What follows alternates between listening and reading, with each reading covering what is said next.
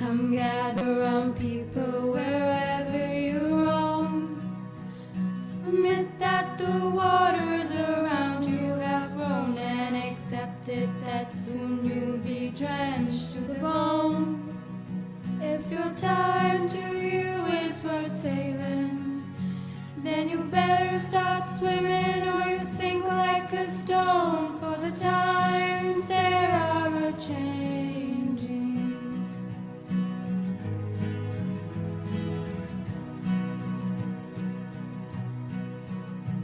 Come writers and critics who prophesize with your pen, and keep your eyes wide, the chance won't come again. And don't speak too soon, for the wheel's still in spin.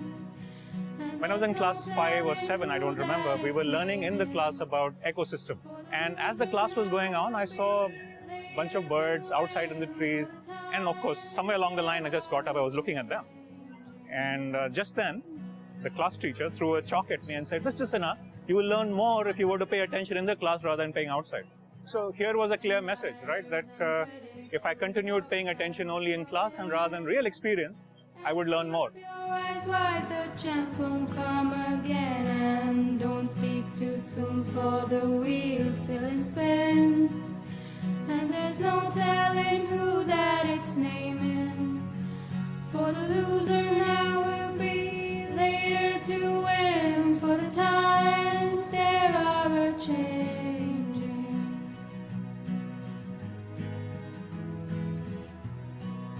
Do you think we get enough opportunity to look towards nature, spend some time with nature? Today, let's try. Let's go for a small nature walk.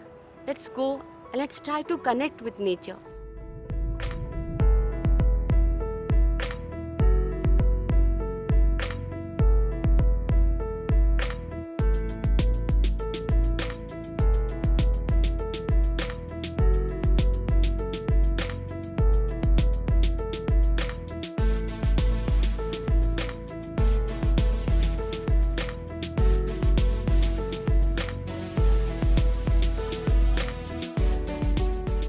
What did you observe?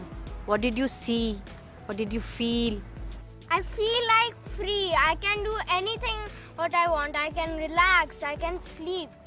It's very nice.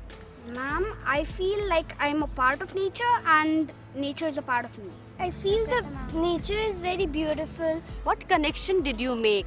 What are things you saw in nature which you use in your day-to-day life? If we observe nature, so we can look for many connections. There are many connections that we already use. Many years ago, George de Mistral invented Velcro by copying the bird seeds, and that's also a connection in our day-to-day life. I saw that people made fan by observing the wind.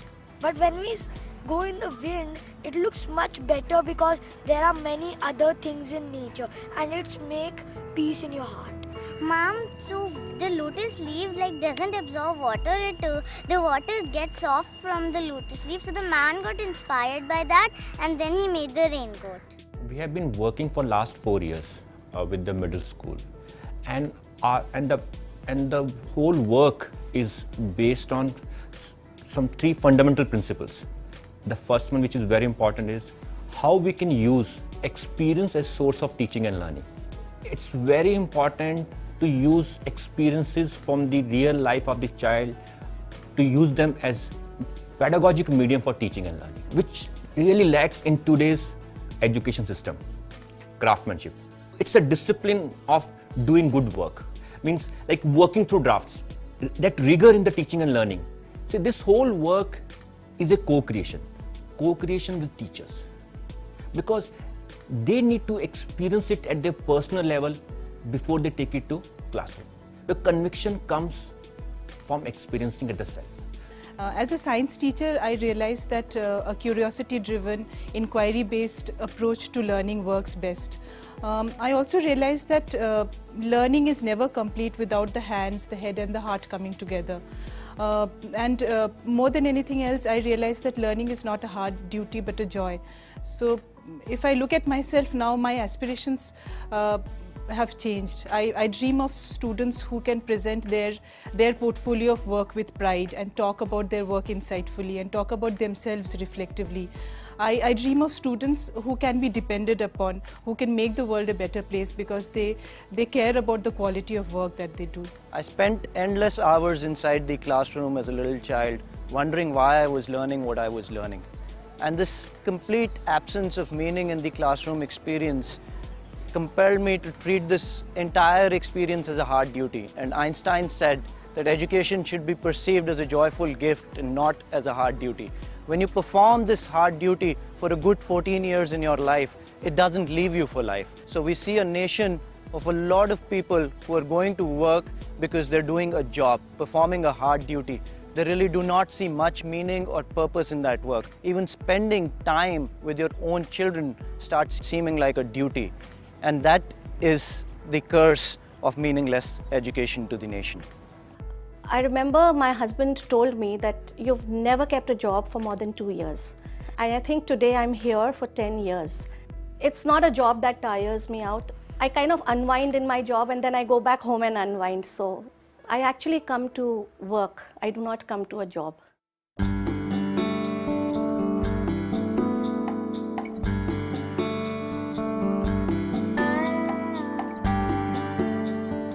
This is a silent and individual gallery walk.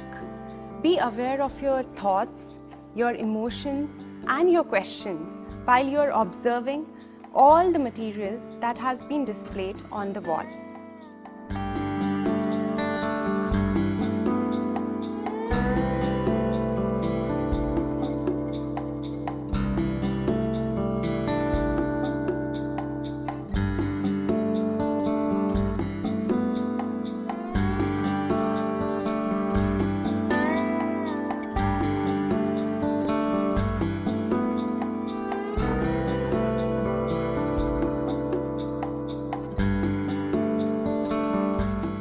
One person from each crew will do the sharing.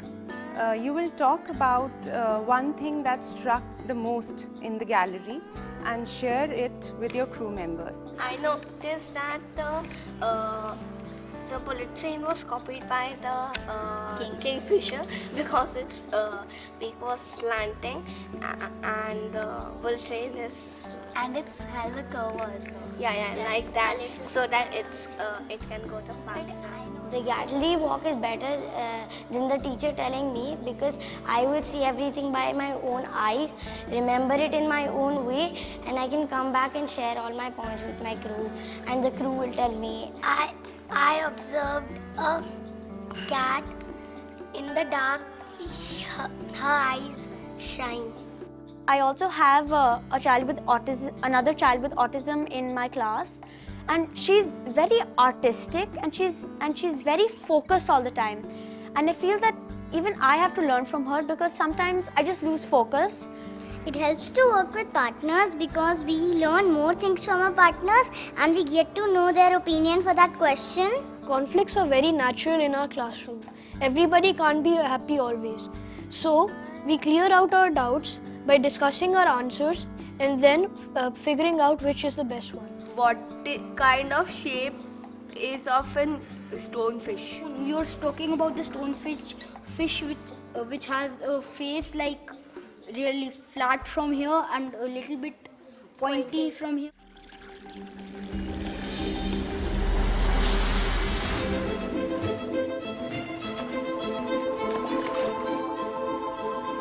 Nature has solved the problem of moving around in some wonderful ways.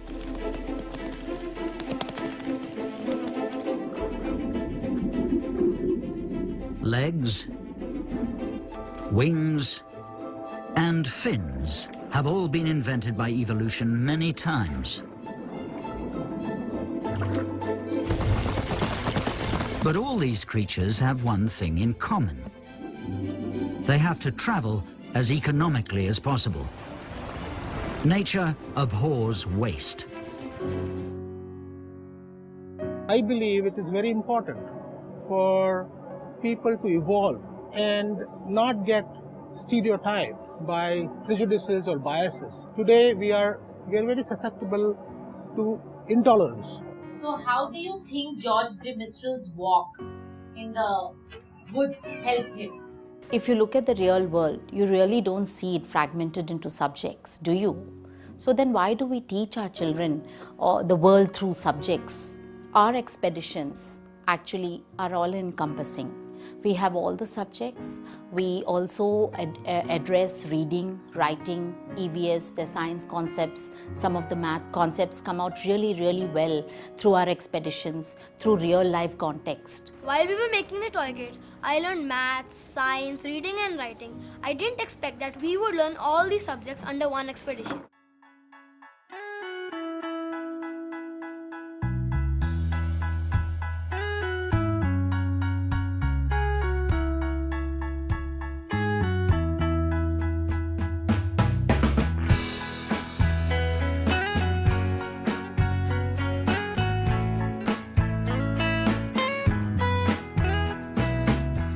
First experiment was about the plane's nose and the plane's wings. Each one of us who got the nose of the airplane had to make two planes, one with a blunt nose and one with a pointed nose. Then the people who got the wings of the airplane had to make two paper planes and do the same with broad wings and narrow wings. Each crew had a conclusion that which plane can stay airborne longer.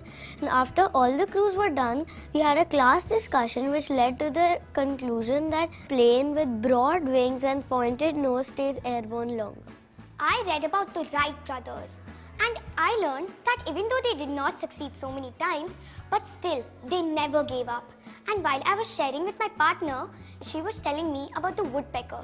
It was like I was the expert to her about the Wright brothers and she was the expert to me about the woodpecker. When we were doing the experiment of making a parachute and testing it with TT ball and a tennis ball, we found out that the tennis ball made it wobbly and kept on falling out.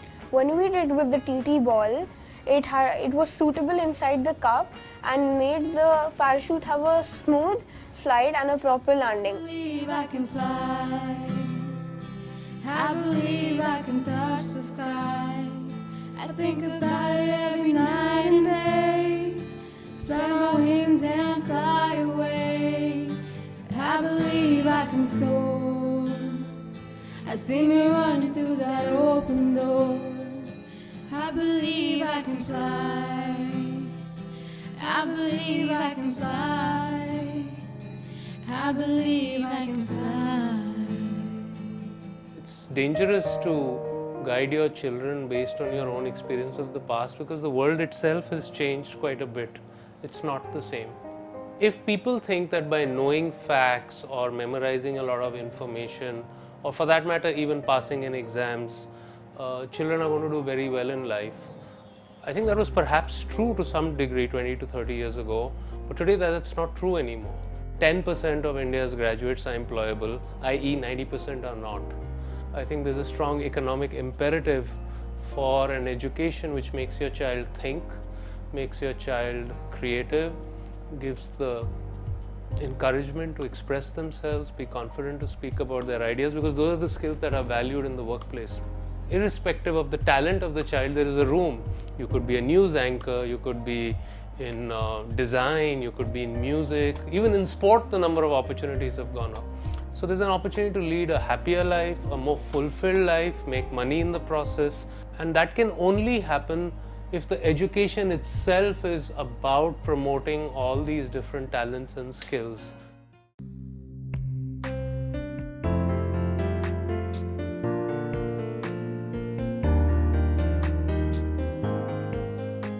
Now that you have looked at your work and reflected on it, just take one more minute to think about what you have learnt about yourself, because your work tells you who you are.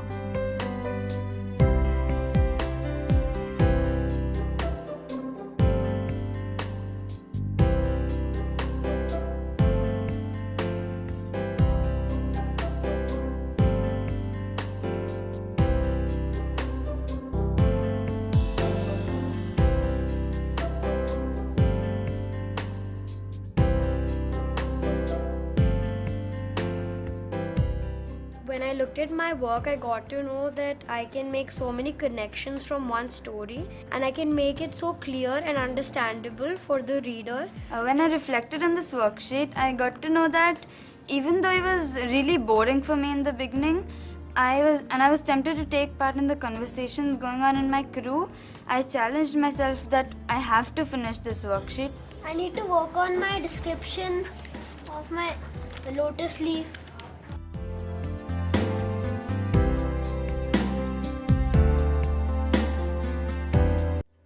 So look at the criteria in your checklist and critique your work. I need to work on my paragraph writing because I should have written more detail. I can work effectively in my crew, appreciating the strengths and the uniqueness of each and every crew member. When I self-critiqued my work, I found out what I missed, and that really helped in my work. I run an executive search company and dealing with people in the field of HR day in and day out. So one of the biggest problems that we face today is that we have huge number of people coming out of our education system, but these are not the people who are able to fill in the posts that are lying vacant with our corporate world. Our education system is not producing people who can think out of the box, who have that innovative streak in them, like what America has been doing, what Japan has been doing, create things rather than just follow. And today we are in a situation where even the people who are employable are basically copying things, are doing the back office works, but not the creative part at all. And that is what we need to change in our education system. And unless we do that, I don't think we will be able to compete in the global scenario.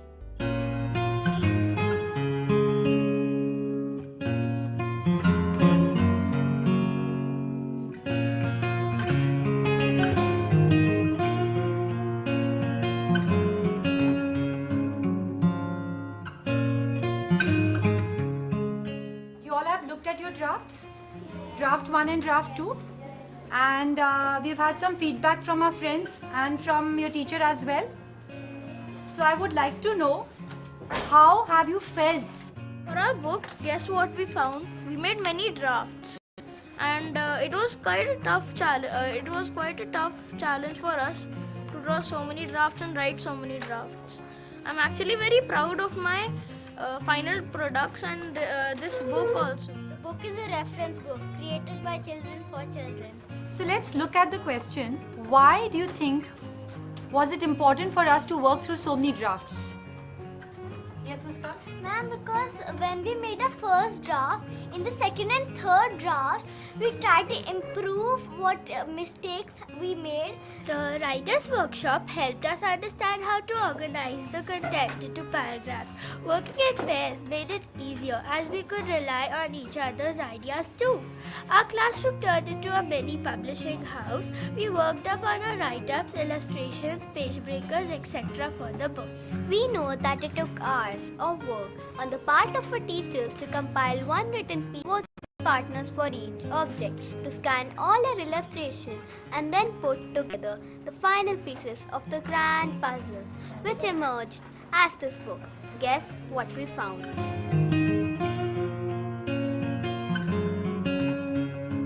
When we realized our book is going to be published by a real publisher, we were so committed. We made many drafts and did our best. At the Heritage School, we talk about excellence and we talk about rigor. And the way we experience it, the way the students experience it, is that it is the opposite of what would be considered hard labor or tediousness. Real rigor means we respect the learner. We don't treat them like children, we treat them like inquiring minds. As opposed to the lab where a child goes and everybody is doing exactly the same thing. They're given a slide and they're told to put the same substance on it, and then they write the same lab report. There's nothing to do with science there. It's actually just a process.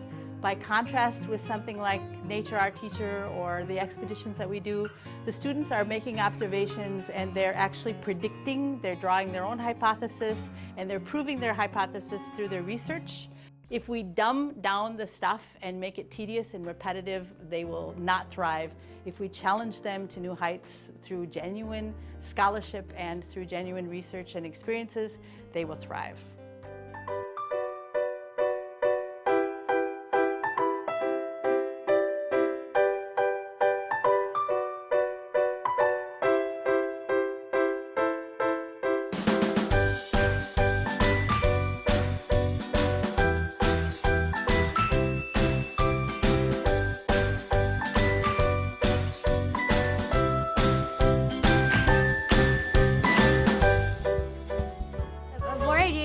enjoyed about making the flying toys was that we learned a lot and while we were working in our crews about flying toys and how they work while they are flying. While making the toy kit, there were a lot of challenges which we faced in our crews. Tying the thread quite tight, and the weight should be equal, and the size should not affect the object which we are making.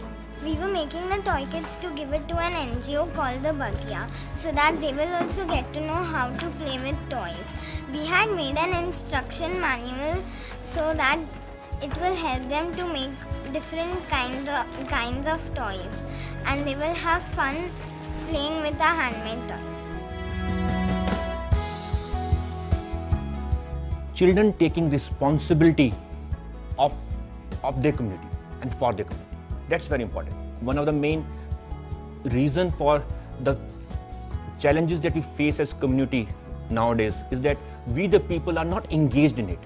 For learning to be really meaningful for children, it's very important that they really contribute to their community. And service is a big part of what children do inside our classrooms. So if you look at this expedition, Nature Our Teacher, children, as part of their service, they did this work on the toy kits. And then they had this whole interaction with Bharti, which was an NGO. And they taught the children to make those toy kits and also donated those toy kits to those kids. By this whole process, what children really understand is that, what separates them from other children who come into their school or underprivileged children is just their privilege and not anything else. Capabilities are probably equal or probably even more with children who don't have enough privilege. And for that, this learning to happen with kids is probably the most important aspect of education.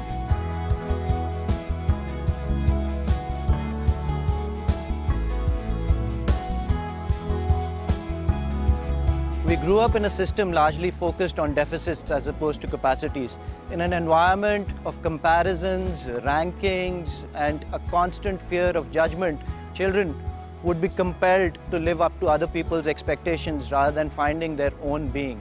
And in the process, actually masking their own being and ensuring that they did not find their own swabhav and their swadharma, which is the only purpose of education.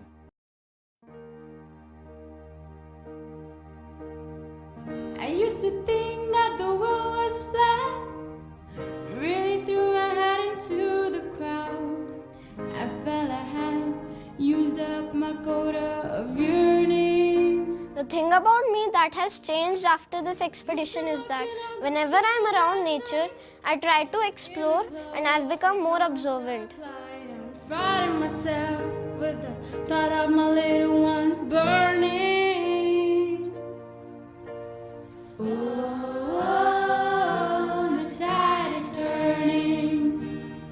Nature inspires man. Almost everything in our life we have got. Humans have seen nature and then made that thing. Satellite buzzing through the endless night, exclusives through moonshots and the world title fights. My oh my, imagine what it must be earning.